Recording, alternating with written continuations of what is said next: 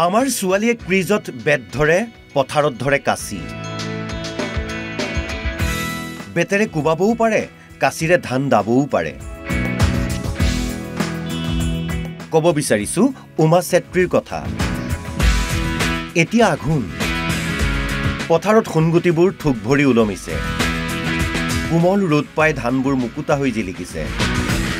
পথাৰৰ নিৰ্জনতা ভাঙি ভাহি আহিছে দাৱনীৰ কাচিৰ কেচ কেচ শব্দ। এয়া বোকাখাটৰ কান্ধুলিমাৰীৰ পথাৰৰ দৃশ্য। ব্যস্ত দাৱনীগৰাকী পিছে এলাপেচা নহয়। বিশ্বজয়ী ভাৰতীয় মহিলা ক্ৰিকেট দলৰ সদস্য অসম গৌৰৱ উমা চেত্ৰী। এইকেইদিন বোকাখাটৰ ঘৰখনত জিৰণি লৈ আছে উমাই। আকাশ অভিমুখে ধিয়ালেও শিপাক পাহৰি নোযোৱা ছোৱালীজনীয়ে মাকৰ সৈতে ব্যস্ত হৈ পৰিছে সোণগুটি চপোৱা। ঘৰখনৰ অৱস্থা এতিয়া আগতকৈ ভাল হৈছে। তথাপিও কৃষিকৰ্ম এৰি দিয়া নাই পৰিয়ালটোৱে। ৰ'ব, আজিকালি আকৌ ফেচবুকত ভিউজ, লাইক, কমেণ্ট কেইটামান গোটাবলৈ বহুতেই পথাৰত নামি ৰোৱা দোৱাৰ অভিনয় অকণমান কৰে। পিছে উমাৰ এয়া অভিনয় নহয়। কাচিখন লৈ উমাই যিদৰে ধান দাই গৈছে দেখিলেই বুজিব পাৰি এয়া তাইৰ তেজত আছে। শিৰাই শিৰাই বৈ আছে কেঁচা মাটিৰ সুবাস। বোকাখাটৰ কান্ধুলিমাৰীৰ খেতিয়কৰ জীয়েক যে, সেইবাবেই তাইৰ হাতখন বৰ পোন। বোকাখাটৰ পৰা জিন্তু কুৰ্মীৰ ৰিপৰ্ট, অসম লাইভ 24।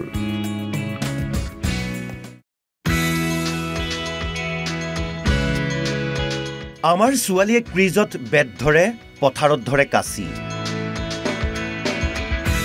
বেটেৰে কোবাবও পাৰে, কাচিৰে ধান দাবও পাৰে।